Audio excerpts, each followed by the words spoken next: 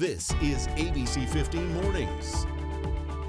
Good news and bad on the COVID-19 front. Have to keep our eye on the ball. Variants of the virus could be about to surge. I think it's going to make an enormous difference. But a new vaccine looks very promising. Kind of see if that was what I wanted to do in the long run, so I was able to kind of catch it early versus spending a little bit of more money. A successful Valley High School program saving teens money and finding them jobs. There are nearly 15 million borrowers who have loan amounts under $10,000. The Let Joe Know team helping stretch your dollars when it comes to student loans. Without the Negro Leagues, there wasn't a place to nurture a Jackie Robinson or a Henry Aaron to become baseball players. They could have done other things. Paving the way as we approach spring training, an exclusive look at how the Negro Leagues shape the sport we love today. You got to get up and make him at least be aggressive. Look, that's delicious. Righting the wrong. This morning, Devin Booker is on the All-Star team. You can hear a collective yes, right? I mean, yesterday around this time we're thinking, what the heck happened there? And we're going to iron it all out for you and try to make sense of it. Good morning to you, though, first on this Thursday. Thank you so much for starting your day with ABC 15 Mornings. Kaylee O'Kelly here in studio. Our Nick Saletti is social distancing from the newsroom. Good morning. Hey, good morning to you, Kaylee. Happy Friday Eve, by the way. And yeah, absolutely, we are so excited for D-Book, and definitely a well-deserved honor there. Let's get to meteorologist Iris Hermosillo. Right now, she's got a quick look at our most accurate forecast this morning. Happy Thursday to you, Iris. Hey, happy Thursday, and get ready for what's going to be a cooler day. I told you a cold front was on the way. Now cooler air moving in across our state. So we made it into the 80s yesterday. We topped out at 81 degrees, but today is going to be 10 degrees cooler than yesterday. I told you those 80s wouldn't last for too long. We're down to 71 for a high, so cooler, but closer to the normal high for this time of year. Now, as you step outside, you see that camera shaking a bit. We've got some breezes in the valley. Our temperature in Phoenix at 53 degrees. It's been pretty steady all morning long and staying a little bit warmer this morning just because of those winds. They help mix up the air. They keep the temperatures a little bit higher in the overnight and early morning hours. So I don't think we're going to drop out of the 50s today in Phoenix. And then we start a warm up, but it's going to be a slow one once the sun comes up, which by the way happens just after 7 a.m. In fact, we're about an hour away from sunrise now. Our temperatures will climb, but into the mid-60s by lunchtime and then into the 70s, but not until the middle of the afternoon. So a much slower warm-up today, but we do have warmer conditions on the way and another storm to track for the weekend. I'm breaking all of those changes down for you in that 7-day forecast still ahead. Our Chelsea Davis, watching our morning drive. Hey, Chelsea.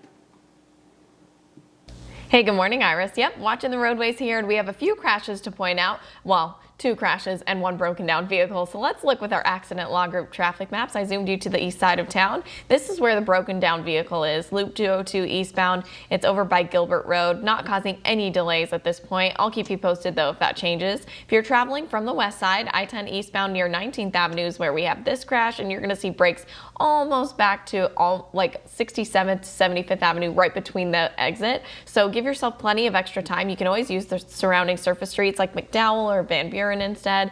If you're traveling on the north side of town, things look pretty clear. We do still have this crash though, and you're going to see the presence on Bell Road as you're trying to connect onto the northbound ramp of the 51. So you may want to use different routes like Greenway or Union Hills to get by. I'll let you know when this one is clear.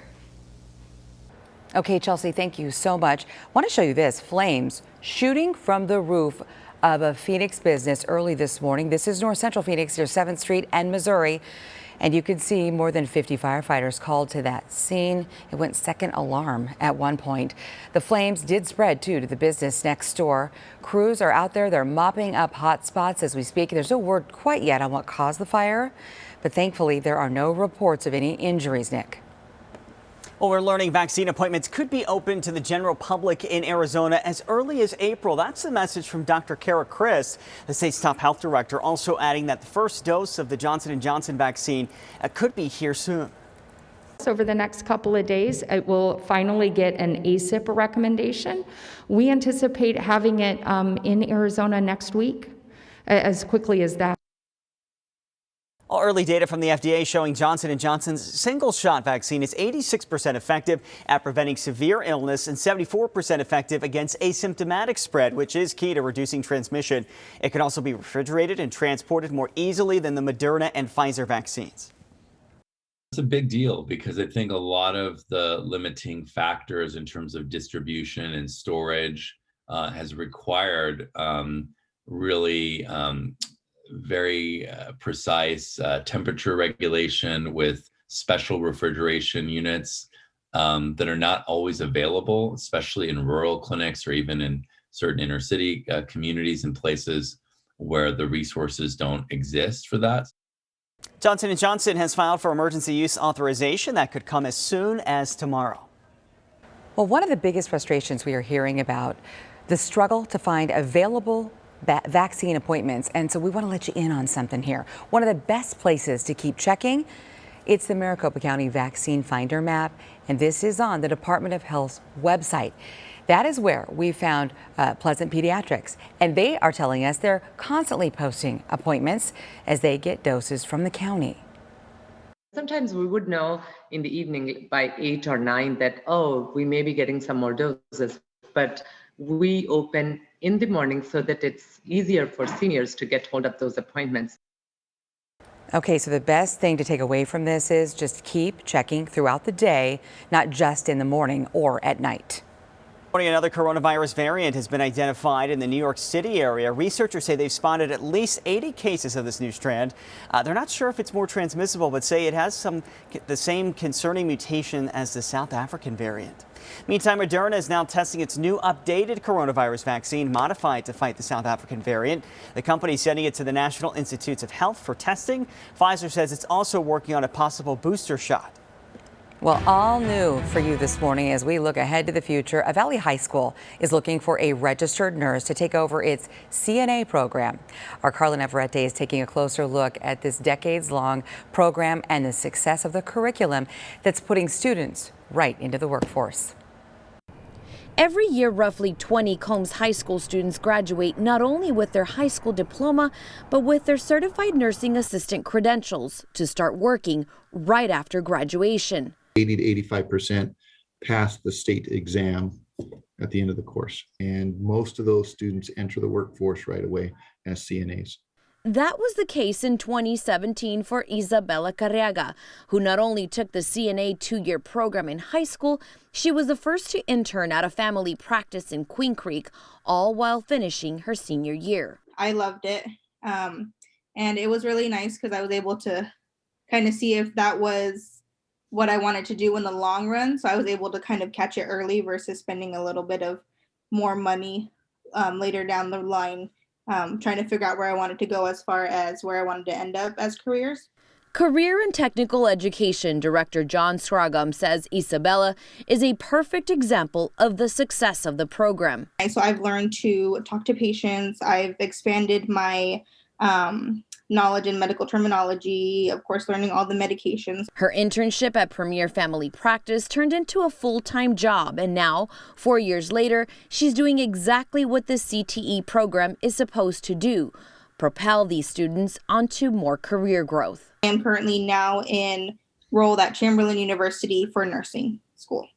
Isabella says her ultimate goal to be a nurse practitioner. She says seeing those working in their ultimate career at the family practice is a huge motivator. And hearing their stories kind of gets me really motivated to get that end goal to where they're at. As mentioned, the CNA director is retiring after this school year, so the district is looking for a registered nurse who is passionate not only about the career, but also about teaching the younger generation. We've got a link to that job posting on our website at abc15.com. Reporting in the East Valley, I'm Carla Navarrete for ABC 15 Arizona. All right, Carla, thank you so much. Hey, in exactly 1 week, tickets are going to go on sale for a new experience at Disney's California Adventure. The park is planning to reopen in 3 weeks for something called A Touch of Disney. Well, stores and restaurants will be open, but no rides. There will also be some character experiences for the kids. Capacity will be limited. Tickets cost $75. 6:09 on this Thursday. Next on ABC 15 Mornings, how exactly do variants form? A special ABC 15 Health Insider report on why we keep hearing about them and why they are not new. Yeah, we're going to dive deeper into that. Plus, always marching forward, sometimes playing multiple games a day to make a living. An exclusive look at how Major League Baseball recognizes Black history is our history. ABC 15 Desert Drive Time, sponsored by Accident Law Group. Welcome back, everyone. Chelsea here. I hope you're having a great start to your day on this Friday Eve. Let's look at our Accident Law Group traffic maps together. Right now, zooming to the east side of town, we don't have that broken down vehicle anymore for Loop 202 Red Mountain. In fact, all of the 202s are clear. Same with US 60, I-10, the 101. If you're traveling from the west side of town, it's going to take you a little while to go eastbound between the 303 to the mini stack, about 30 minutes to do so, and you're traveling about 34 miles per hour. At least that's the average speed, because once you get closer to 19th Avenue, so just east of I-17, we still have a crash out there, and you're going to see those brakes pretty slow as you're making your way into downtown Phoenix. So factor in the extra time that I just mentioned, or you can use surrounding surface streets like McDowell, Van Buren, parts of Grand Avenue, or another freeway. If you're traveling on the North Valley at all, you are clear no matter what freeway you choose. Now, the main lanes of the 51 are clear, but if you travel on Bell Road and try to connect onto the 51, you're going to see a lot of activity that's still out there. In the westbound direction to the northbound ramp of the 51, that's where we have been seeing some restrictions this morning because of an earlier crash and car fire, so you can use Greenway Road or Union Hills Drive to get by instead. In a few minutes, I'll show you some desert drive times, but right now, let's check in with meteorologist Iris Hermosillo. Good morning, Chelsea. Well, you know, drivers that are maybe heading west of the valley and into California need to be on the lookout for some blowing dust as we go through the day today. Wind advisories are in place along the Colorado River Valley and across La Paz County, and includes spots like Bullhead City, Lake Havasu, Parker, Quartzsite, areas along the I-10. These wind advisories in place until 2 o'clock here this afternoon. Even portions of northern Yuma County under this alert. So this is just west of Maricopa County, as wind gusts in those areas have been and will continue to be as high as 45 to even 50 miles an hour. Now let me show you current winds. You can see that it really is western Arizona where we've got the strongest winds right now, with Bullhead City a sustained wind near 40 miles an hour. Look at the wind gusts though, near 50 miles an hour. So again, that is why that area is under a wind advisory through 2 o'clock here this afternoon, as we're getting those northerly winds that are essentially funneling down the river, picking up speed, and it's all thanks to a cold front moving through our state. Now for the valley, our winds, not that strong, not as strong as what they're seeing out to the west, but we're getting some localized breezes at least. Notice Wickenburg winds at about 20 miles an hour. We've had some breezes in Peoria as well. Again, not as strong as what we're feeling out to the west, but it's going to stay breezy here in the Phoenix area as we go through the morning hours, with occasional wind gusts close to about 20 miles an hour here this morning. You'll notice as we look at that futurecast forecast that the strongest winds are going to be in western Arizona. It's getting breezy across the state through the morning, and then as we go into this afternoon, those winds begin to lighten up. We've got lighter winds in the forecast for this afternoon and also tonight. Now that cold front that's bringing the winds also will usher in some cooler air. Right now you're not noticing it too much. In fact, it's not much of a colder morning. It's not that much colder rather than it was yesterday. We're sitting at 53 degrees at this time at Phoenix Sky Harbor. It's 49 in Casa Grande, down into the 20s in Flagstaff, 37 in Payson. Across the Phoenix area, a mixed bag of 40s and 50s this morning. Again, sweater weather, not too cold as you step outside, but the warm up is going to be slower today thanks to that cold front that's bringing in cooler air. So we're going to bottom out right around 51 degrees. Our sun comes up right at 7:01, and then once that sun is up, we start to warm up, but it's not going to be anywhere near as fast as we warmed yesterday. We're into the low 60s, but not until about 11 a.m. Still in the 60s through lunchtime, and then we won't see the 70s until about 3 to 4 o'clock, and that's when we'll see our high. 71 for a high in Phoenix, 72 in Peoria, and 70 in Gilbert. That's actually right near the average high for this time of year. 30-year average is 72, so we'll be cooler, about 10 degrees cooler, but closer to normal. In northern Arizona, highs also cooler, 40s and 50s across much of that northern half of our state, with Flagstaff topping out at just 42 degrees. Then we start to warm things back up Friday and Saturday, but we've got another storm to track this weekend, and that one's cooling us off again. We'll talk about what the rain and snow potential is looking like with that now, as we've got new data in the next half hour.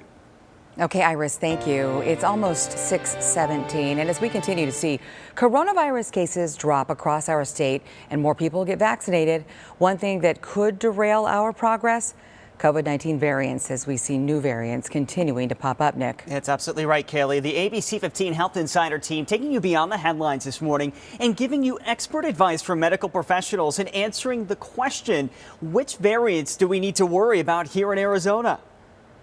Before we start talking about variants and why they pose such a threat, we first must understand how variants are formed. So we turn to our ABC15 Health Insider, TGen epidemiologist Dr. David Engelthaler. A virus is essentially like all living things. It evolves in a way that it picks up mutations. Once it replicates, it's got to replicate that entire genome. And the genome of the virus is 30,000 letters long. And so as it's got to replicate all of those over and over and over, and it's going to make mistakes. And it does have an ability to correct some of those mistakes, but sometimes it doesn't. And those mistakes can act just like typos. Most of those are just typos. They don't really change the nature of the virus at all. They don't cause any harm, doesn't make the virus more virulent or anything like that. Every once in a while, you get a typo that actually changes an amino acid, which is part of the protein. And then that means that the virus changes just a little bit, that it might make it spread more quickly or more infectious in some people. And that's how variants like the ones from the UK, South Africa, and Brazil are formed. But these COVID-19 variants are surprisingly nothing new. One of the things that people don't realize is that these variants have been happening since really the beginning of the pandemic. In fact, when we first saw those cases in Italy, that was so devastating early on in the pandemic last year, that was because a new variant had popped up there and was just spreading like wildfire. And it took over most of Europe and it came to the Americas. That variant is the one that we've seen mostly here in Arizona and throughout pretty much most of the Americas. We've been hit by these variants that can be almost like super spreader viruses. They're supercharged and they move really fast. So it is important to know, are we dealing with something that is more slow moving that we can get our arms around, or does it really get out of control fast? What sort of trends with variants are you noticing currently here in Arizona? The good news is that we haven't really been taken over by the major variants of concern. We do have a few instances of the variant that came out of the UK, but we are seeing a variant that popped up in California a couple of months ago and is now the dominant strain they see in California. It's becoming more and more prevalent here in Arizona. And in recent analyses, we're seeing it in 5-10% of our cases. So we know that that's growing and becoming more important here. How concerned should we be right now about these variants here in Arizona? We should be concerned in that the virus is likely evolving to a way that it spreads even faster. As we get more and more people that have immunity, either because they got sick from it or because they get vaccinated, finding the next person to infect becomes harder. And the virus itself needs to kind of keep up with that. So it becomes more infectious. And so it's going to find the cracks. It's like water. It'll find the cracks in the system. The people that are still susceptible and not immune to the virus. So it's important for us to track how much quicker are these strains getting at finding the next person. And we all got to keep our guard up still. Yeah, I love that analogy about water. It really just drives it home. Now, Dr. Engelthaler says eventually COVID-19 could become less dangerous and maybe act like the common cold where it spreads easily, but the symptoms and side effects are more minor, right? That's the hope, at least. In the meantime, TGen has partnered up with the state to better track these variants and perform genetic sequencing. Our ABC15 Health Insider, Faye Fredericks, got insider access to this facility and will show us how Arizona is now becoming a leader in testing and identifying these variants. Watch her exclusive report tonight on ABC 15 News at 10 o'clock. And if you have a question or a story idea for our ABC 15 Health Insider team, email healthinsider@abc15.com. You can also see all of our Health Insider stories at abc15.com/health. Well, a new ad campaign launching today encouraging Americans to get the COVID vaccine by reminding us of some things that we may really miss from life before the pandemic. These ads are going to show things like hanging out with friends and family members and those very important hugs. Almost 6:22. For months, the naysayers thought the pandemic would break relationships. This morning, though, a surprise twist. Couples are becoming stronger than ever, and that is definitely bulletin board material.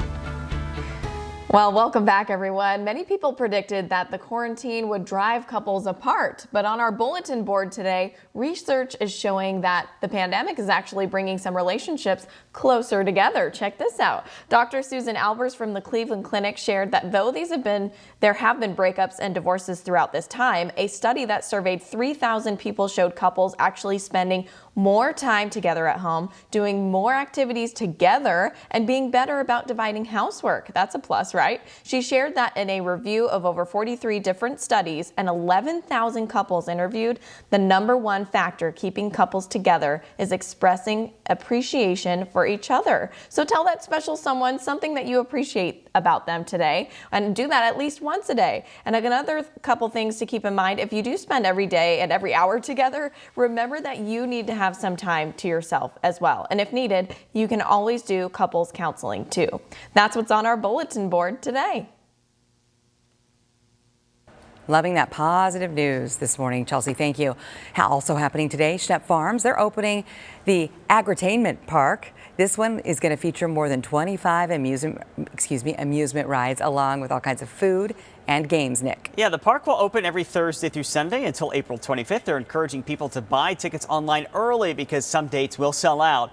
And the park is only operating at 35% capacity, of course, to try to keep everyone safe. Next at 6:30 for weeks, there's been debate on whether to cancel student loan debt. While lawmakers argue about this, we look at if you should hold out for forgiveness or pay down your loan while payments are on hold. Well, expanding access to the COVID-19 vaccine. Beginning today, select CVS stores in Arizona will start administering doses. And coming up, what you need to know to claim an appointment.